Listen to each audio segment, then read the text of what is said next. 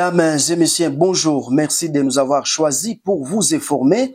Nous sommes dimanche 30 mars 2025. Dans une semaine, le M23 ou l'UPDF sera à Kisangani sur X de déclaration de Moïse Kainerugaba, général et chef ougandais des armées, suscite l'indignation alors que selon l'ONU, les soldats ougandais soutiendraient les rebelles de l'AFC M23. Ce qu'il faut retenir, chers internautes, les déclarations de Moïse Kainerugaba sur X ont suscité une vive indignation à République démocratique du Congo. Et voici les principaux points à retenir après la déclaration de Moïse Kainerugaba. Menace de prise de Kisangani. Moïse Kainerugaba, général et chef des armées ougandaises, a publié des messages sur X menaçant la prise de Kisangani, ville clé de la RDC, par le M23 ou l'UPDF, force de défense du peuple ougandais. Ces propos ont été perçus comme une menace directe à la souveraineté de la République démocratique du Congo. Chers téléspectateurs, il faut savoir que ces déclarations interviennent dans un contexte de tensions croissantes dans l'est de la RDC où le M23 contrôle déjà plusieurs villes. Et selon l'ONU, a accusé l'Ouganda de soutenir les rebelles et de l'AFC M23 qui alimente la méfiance envers l'UPDF. Réaction à RDC, les autorités congolaises ainsi que la société civile ont exprimé leur indignation face à ce menace.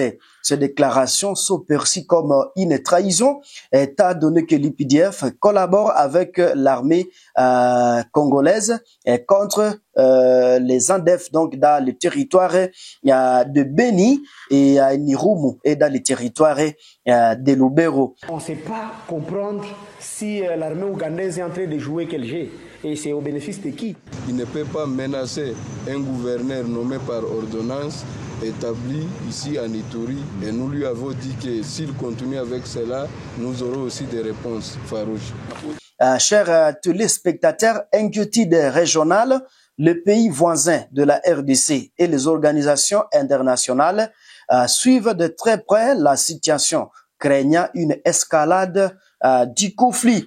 Mais ce qu'il faut retenir pour le moment, chers téléspectateurs, la ville de Kisangani était point stratégique pour la RDC et sa chute aurait en tout cas des conséquences graves.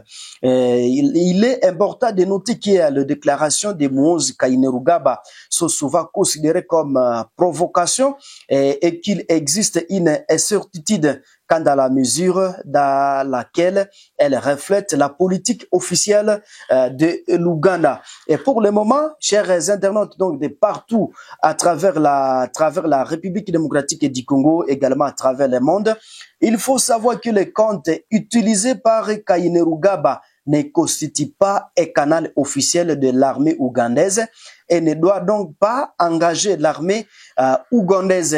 C'est le propos de Chris Omagezi, porte-parole de l'armée ougandaise, au chef de l'armée congolaise qui a demandé des explications et à l'armée ougandaise après une série de publications du chef de l'armée ougandaise. Chers internautes, pour le moment, nous parlons autre chose. Il faut savoir que le vice-premier ministre de l'Intérieur, Sécurité et décentralisation des affaires coutumières a publié samedi 29 mars 2025 un communiqué officiel et alerta l'opinion nationale et internationale sur la persistance des violations de l'intégrité territoriale de la RDC, République démocratique du Congo, par l'armée rwandaise et ce supplétif de la coalition AFC M23. Selon ces documents signés par le vice-premier ministre Jacquemain Chabani Luko, ces violations se traduisent par des assassinats, des actes de torture, des viols, des pillages. Le gouvernement dénonce notamment l'installation de la famille rwandaise dans plusieurs zones sous occupation, ce qui s'apparente à une tentative d'épuration ethnique et à une appropriation illégale de terres. Chers internautes, de partout à travers le monde, ce qu'il faut retenir donc par ailleurs, Plusieurs cas d'exécution sommaire, de torture et de disparition ont été documentés sur une période récente. 73 cas d'assassinat et d'exécution sommaire, ça y 12 cas de torture corporelle et plusieurs disparus, ainsi que des cas de viol et de recrutement forcé des jeunes parmi eux. Il y a donc des enfants dans la période allant du 17 au 27 mars 2025, précise les communiqués. Mais aussi, il faut retenir que les communiqués, mais aussi lumière la mise à place d'une administration parallèle dans certaines régions sous occupation avec l'organisation des mariages, la nomination d'animateurs locaux et la création d'une structure économique alternative. En outre, chers internautes, il faut retenir qu'il y a des biens immobiliers et des patrimoines de l'État sont en tout cas spoliés, accentuant les tensions et les certitudes.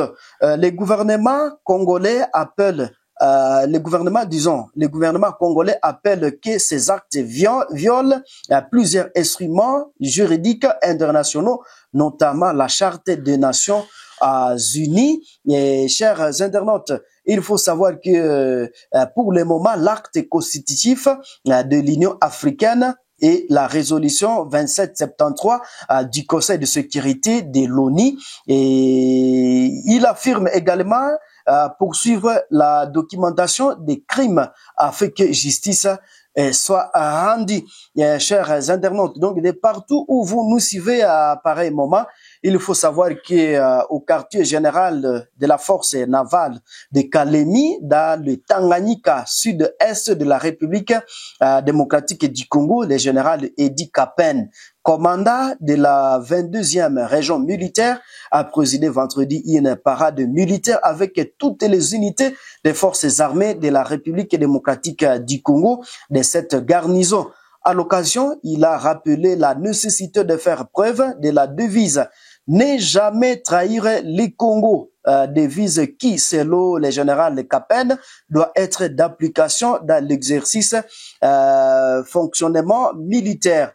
Et le commandant de la 22e région militaire, le général Edi Kapen, a également réarmé le moral des militaires dans le but dit-il, d'une détermination totale de la défense de l'intégrité territoriale de la République démocratique du Congo. Et pour le moment, il faut savoir que la province du Tanganyika, c'est la frontière entre la région du Katanga et l'est du pays, appelant à la guerre, et d'où certaines villes de Bukavu et Goma sont toujours sous contrôle par les rebelles de l'AFC M23. Et ce qu'il faut retenir au quartier général de la force navale de Kisangani, dans le Tanganyika, sud-est de la RDC, le général Edi Kapen, commandant de la 22e région militaire, a présidé en tout cas une réunion vendredi, une réunion donc des parades militaires avec toutes les unités des forces armées de cette garnison. Et nous sommes à la fin de ces actualités, chers internautes. Si c'est la première fois de nous suivre, donc de partout à travers le monde, vous nous suivez à RDC, vous nous suivez en Angola, en Afrique du Sud, à Tanzanie, aux États-Unis, en Australie et à Nouvelle-Zélande, donc de partout. En tout cas, nous sommes reconnaissants de votre soutien à cette chaîne de télévision que vous avez choisie pour vous informer de ce qui se passe en République démocratique du Congo. Ne manquez pas de vous abonner. Aimez et partagez la publication, mais également n'hésitez pas de nous laisser votre commentaire sur l'actualité de la République démocratique du Congo. Au revoir.